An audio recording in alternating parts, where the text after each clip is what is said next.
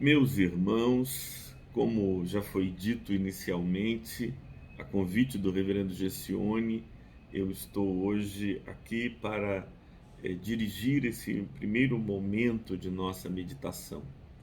O texto que eu escolhi para que pudéssemos ler e meditar é o que se encontra no Evangelho de Mateus, no capítulo 2 do Evangelho de Mateus, versículos de 1 a 12. Mateus, capítulo 2, versículos de 1 a 12. Assim diz o Evangelho do Nosso Senhor. Tendo Jesus nascido em Belém da Judéia, nos dias do rei Herodes, eis que vieram uns magos do Oriente a Jerusalém e perguntavam: Onde está o recém-nascido rei dos judeus? Porque vimos a sua estrela no Oriente e viemos para adorá-lo.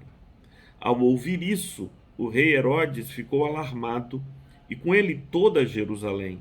Então Herodes convocou todos os principais sacerdotes e escribas do povo e lhes perguntou onde o Cristo deveria nascer.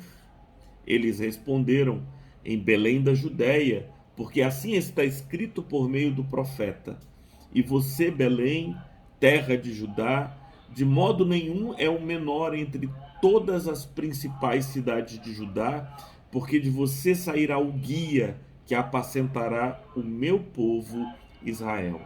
Com isto, Herodes, tendo chamado os magos para uma reunião secreta, perguntou-lhes sobre o tempo exato em que a estrela havia aparecido. E enviando-os a Belém, disse-lhes: Vão e busquem informações precisas a respeito do menino, e quando o tiverem encontrado, avisem-me, para eu também ir adorá-lo. Pois depois de ouvirem o rei, os magos partiram, e eis que a estrela que viram no oriente ia adiante deles, até que, chegando, parou sobre onde o menino estava. E vendo eles a estrela, alegraram-se em grande e intenso júbilo.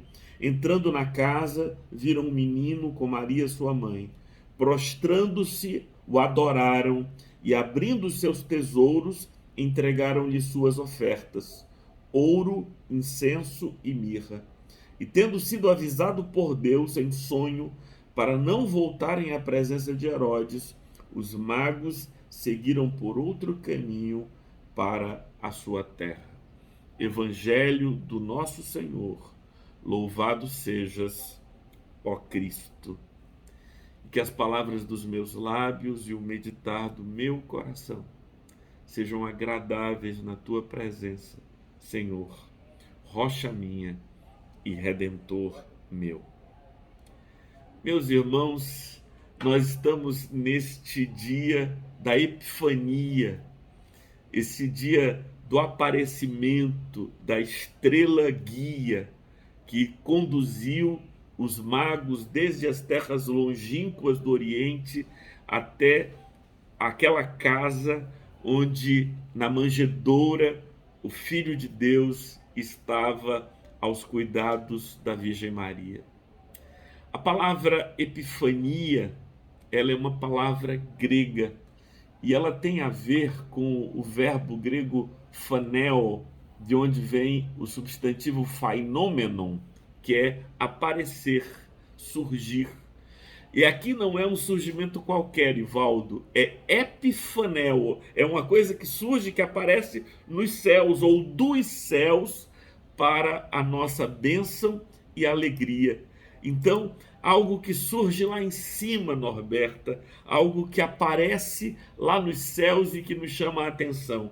Então, os magos foram trazidos para este encontro, foram chamados para este encontro, e a minha proposta, Sirtoli, é a seguinte: que Jesus é um outsider em diálogo crítico com o sistema político religioso. Essa expressão, Arlinda, outsider, que é uma expressão que vem da língua inglesa para a gente, não é? alguém do lado de fora, né? Outsider, alguém que vem de fora do esquema, de fora do sistema, ela tem, Isabel, uma expressão latina mais interessante e mais conhecida por todos nós. A palavra latina, Isabel, é exorbitar. Porque órbita é caminho, órbita é caminho. Quando a gente fala da órbita da Lua ao redor da Terra, a gente está falando do caminho. E o prefixo ex significa fora, sair do caminho, fora deste caminho. Então, quando a gente diz que uma determinada autoridade exorbitou, é porque ela saiu do caminho, o caminho que a lei determinou para que ela trabalhasse.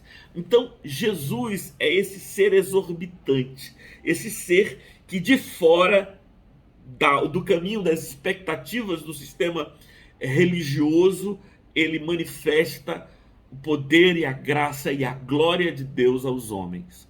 Eu tenho pelo menos 4 evidências, reverendo Ariano, de que Jesus é esse ser outsider, esse ser exorbitante, esse ser que vindo de fora ou a partir de fora manifesta aos homens o amor e o poder de Deus. A primeira das evidências é aquela família de Nazaré. Ou seja, os que foram convidados, chamados, vocacionados por Deus, não foram as pessoas de Roma, nem as pessoas de Jerusalém, não foram os poderosos do Cairo, foram estes seres assim, de um lugar desconhecido e completamente fora dos interesses político-econômicos dos seus dias, essa cidadezinha de Nazaré, que reverendo Josafá nem merece ser chamada de cidade. Tinha lá os seus 5.000 habitantes no máximo, e a gente não chamaria contemporaneamente de cidade. Vivia ali daquela cultura de pescadores à margem do lago de Genezaré, do Mar da Galileia. Então Jesus é um nazareno. Jesus é um nazareno, porque a família dele é de Nazaré. Ele nasceu da Virgem de Nazaré, na casa do carpinteiro de Nazaré. Então, ser nazareno, vir de Nazaré, viver em Nazaré, já o tornaria um ser de fora do sistema político, religioso e econômico dos seus dias. Mas, em segundo lugar, ele é outsider porque ele é filho de um carpinteiro. Ele não é o filho do rabino de Nazaré, porque se fosse filho do rabino de Nazaré, teria alguma importância. Mas era filho de um carpinteiro. E eu já ouvi algumas pessoas, Luciano, dizer que não, José era uma pessoa bem-sucedida, porque ser carpinteiro era uma profissão importante, mas o Evangelho não coloca isso não, viu? A julgar pela oferta dada por José para resgatar Jesus, que era seu primogênito e que por natureza pertencia a Deus, ele deu 2 pombinhos. Isso indica o nível social que José tinha, porque a oferta deveria ser proporcional ao poder econômico do ofertante. Se ele tivesse algum dinheiro, ele teria dado um cabrito, um bezerro, sei lá o quê, mas ele deu 2 pombinhos, que era o que ele tinha, era o que ele podia. E esta oferta revela que ele era um homem pobre. Ele era um homem pobre. Jesus nasce em Nazaré, na casa de um pobre. E para quem quer ser e quem tem um projeto de salvar não apenas o povo de Israel, mas o mundo inteiro, é ser muito outsider, nascer em Nazaré, nascer na casa de um pobre. E além de tudo isso, temos uma terceira evidência, que é a evidência da manjedoura. Não um berço, nem mesmo uma cama lhe serviu de leito primeiro, reverendo Ivaldo. Reverendo Ivaldo, meu irmão, o primeiro leito do Salvador foi a manjedoura. Foi a manjedoura. Ele nasceu tão franciscano, junto ali com os animais, onde comem e vivem os animais. Então, Jesus teve por leito a manjedoura. Podia ser mais outsider que isso, eu não sei.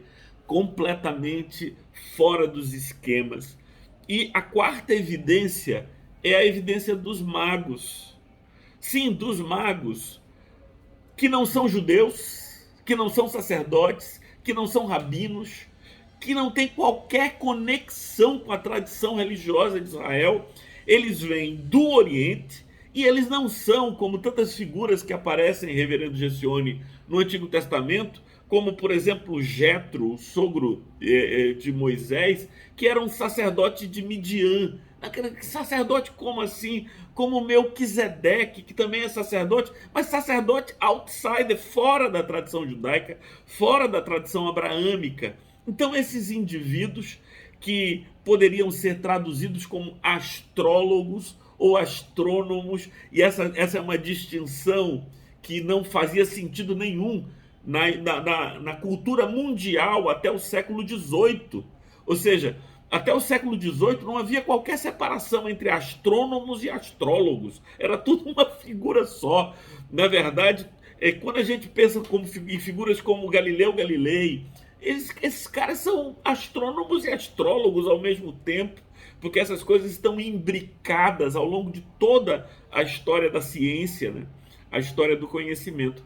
Então esses seres que analisam as estrelas, que não são sacerdotes, que não têm qualquer particularidade e qualquer relação, vêm lá do Oriente, então eles são geograficamente de fora, e eles são magos, portanto eles são religiosamente de fora, culturalmente de fora, cientificamente de fora, e vindos de fora, reconhecem, identificam, adoram ao menino que nasceu em Belém, e eles o encontram em Belém, porque de lá para lá eles foram guiados. Então todas as evidências que até agora pudemos ver nos apontam para o fato de que Jesus é um ser exorbitante, de fora do caminho das expectativas do sistema religioso, político dos seus dias, mas ele tem, eu diria ainda, uma atitude crítica em relação ao sistema político-religioso dos seus dias. E aqui, reverendo Josafá, eu utilizo a palavra crítica em sentido kantiano, As três grandes obras de Kant, e Norberta lembra bem disso, são a crítica da razão pura, a crítica da razão prática e a crítica dos juízos distintivos, né, da capacidade de julgar.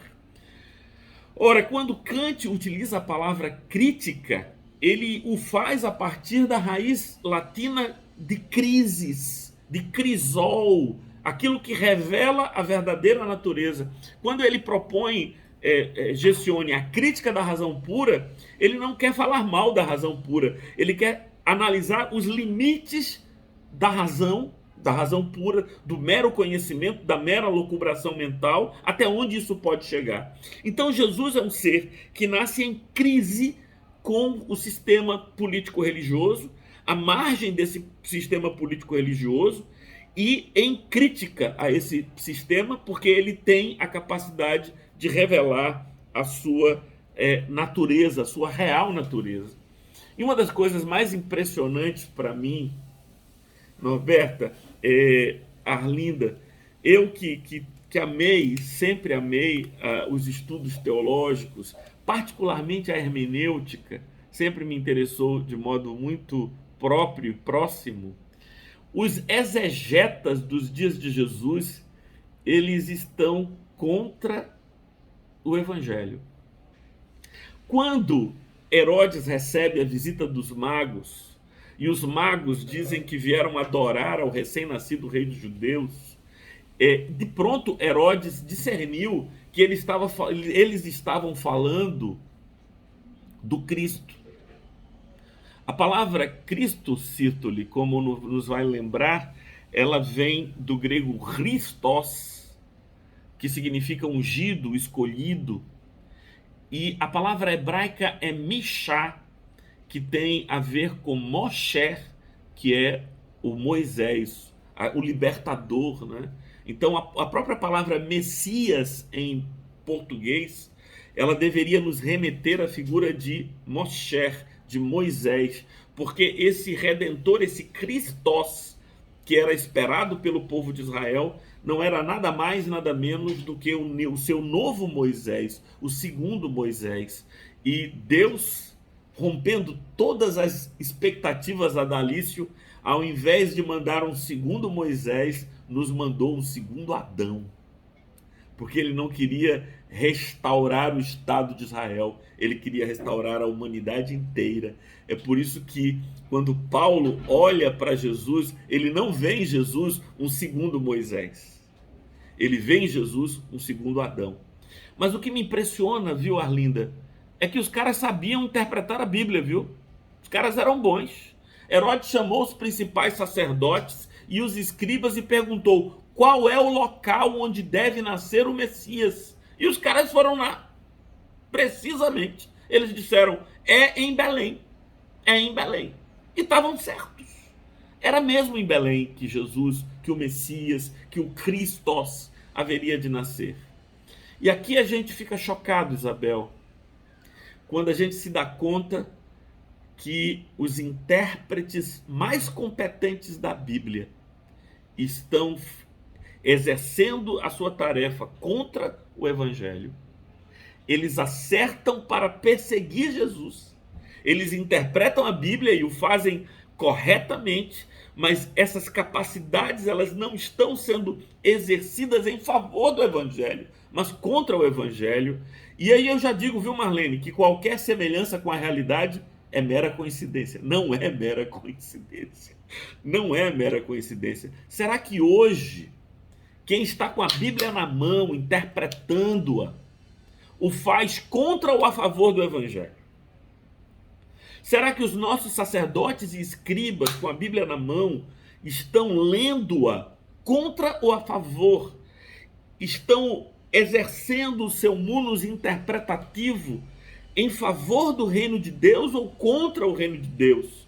Será que eles são discípulos daqueles sacerdotes e escribas que, com os rolos da lei nas mãos, interpretavam para Herodes, na casa de Herodes e contra o Evangelho? Então Jesus é um ser em crise com a hermenêutica dos seus dias, em que o conhecimento bíblico e teológico era utilizado em desfavor do Evangelho. Em segundo lugar, as autoridades políticas, que viram Jesus constantemente como uma ameaça de sublevação. Não foi apenas Herodes que o viu como uma ameaça, mas ao longo de toda a vida, Jesus foi encarado e ao final ele foi levado à cruz do Calvário porque ele era uma ameaça ao sistema político-religioso. De fato, os sacerdotes do Jesus adulto tinham razão de querer matá-lo. Faz sentido, Ivaldo. O ódio dos sacerdotes contra Jesus é justificado.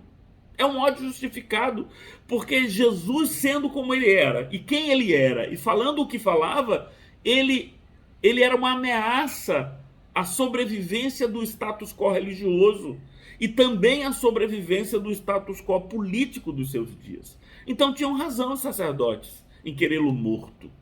Tinham razão os fariseus em querê-lo morto. Tinham razão as autoridades do Sinédrio em querê-lo morto. Porque ele, de fato, ele estava em crise. Ele era um ser crítico a esse sistema político-religioso. E a nós nos cumpre seguir esta vocação de sermos seres de fora do sistema e, a partir de fora, exercermos uma crítica a esse sistema político, econômico, religioso que se lança contra o Evangelho, e nos solidarizarmos a estes magos vindos do Oriente e que sei lá de que tradições ecumênicas a gente poderia falar para dizer disso, né? Dizer que nós devemos seguir essa tradição. E eu penso, reverendo Sirtuli, que esse tem sido o caminho da Igreja Episcopal Anglicana do Brasil. Uma igreja crítica em relação ao sistema político, econômico, religioso, uma igreja que, pelas escolhas que fez, se colocou do lado de fora como um ser exorbitante do meio do caminho evangélico e até protestante contemporâneo no Brasil e no mundo. Esse tem sido o nosso caminho. Mas eu não tenho aqui somente elogios a fazer à Igreja Episcopal Anglicana do Brasil. Eu também tenho uma crítica à Igreja Episcopal Anglicana do Brasil. Porque a nossa igreja tem esquecido de uma coisa. A nossa igreja, que se assemelha a Jesus e ao Evangelho por ser outsider, se assemelha a Jesus e ao Evangelho por ser uma igreja em crítica e crise com o sistema, ela é uma igreja que esqueceu a estrela de Belém. Ela é uma igreja que esqueceu o milagre, que esqueceu a transcendência, que esqueceu o poder de Deus. Porque o que guiou os magos foi uma manifestação epifânica, foi uma manifestação de cima, que iluminou a sua mente, e nós precisamos voltar a perceber tudo isso, a encontrar tudo isso. E quando os magos, reverendo Ariano, começaram a ser guiados não mais pela estrela, mas pela razão, porque quando os magos entenderam que a estrela era do recém-nascido rei dos judeus, eles não precisavam mais da estrela, porque chegaram a Israel. E chegando a Israel, é só seguir a lógica. Qual é a capital de Israel? É Jerusalém. E na capital de Israel, que é Jerusalém, onde se procura um príncipe? No palácio. Então, a partir daquele momento, quando eles chegam em Israel, eles param de seguir a estrela e seguem a lógica. E a lógica é que os leva até Herodes.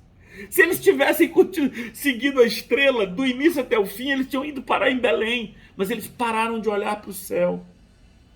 Eles pararam de olhar para o céu e foram guiados pela razão.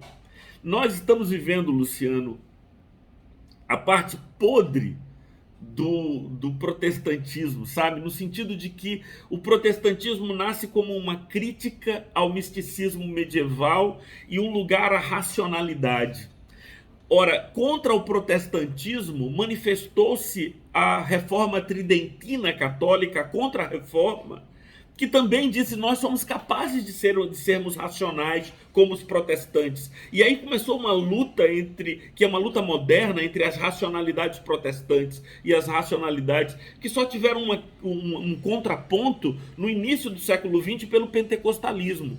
Mas o pentecostalismo degenerou em neopentecostalismo e seus interesses econômicos. Então, hoje, ou as pessoas estão olhando para a lei, e aí eu me refiro a essa tradição, viu, Arlinda, da hermenêutica fundamentalista, que olha a Bíblia como a lei, ou estão olhando para os tesouros, porque sequer os pentecostais estão olhando para o céu, estão olhando para as minas de ouro, para esses tesouros. Então, todos pararam de olhar para o céu. Será que nós também vamos parar de olhar para o céu e ver a estrela? Porque o evangelho, ele não se estabeleceu porque Jesus era carismático, porque Jesus, o que estabeleceu o evangelho é que ele nasce sob a égide do milagre. O milagre da Virgem de Nazaré, o milagre de Isabel, velha e estéril, o milagre da estrela de Belém, o milagre de Caná da Galileia, o milagre... E quando João Batista pergunta se é ele que é o Messias enviado ou se devem esperar outros, a resposta de Jesus não foi: diga a ele que sim. O que Jesus disse aos discípulos de João é: diga a ele que os pobres, que os cegos veem, os paralíticos andam, e aos pobres é anunciado o reino de Deus. Nós precisamos voltar o nosso coração, a nossa vida, a nossa mente para essa dimensão. E eu quero concluir a minha palavra de um modo, uma profecia vinda de Deus para nós. Ouçam essas palavras como se Deus estivesse falando comigo e com você. E talvez, irmãos, vocês que não são nordestinos e que estão aqui conosco, talvez não toque o coração de vocês esta palavra divina, como tocará o coração daqueles que são desta terra quente do Brasil, que é o Nordeste. Passo a ler, reverendo Josafá, uma palavra profética vinda da parte de Deus para todos nós nesta manhã. Eis que o Senhor diz a todos nós: olha para o céu, meu amor, vê como ele está lindo. Olha para aquele balão multicor que lá no céu vai sumindo. Foi numa noite igual a esta que tu me deste o teu coração. O céu estava assim em festa, pois era noite de São João. Havia balões no ar, xote e baião no salão, e no terreiro o teu olhar que incendiou meu coração. E a palavra do Senhor para todos nós nesta manhã é esta: olha para o céu, meu amor.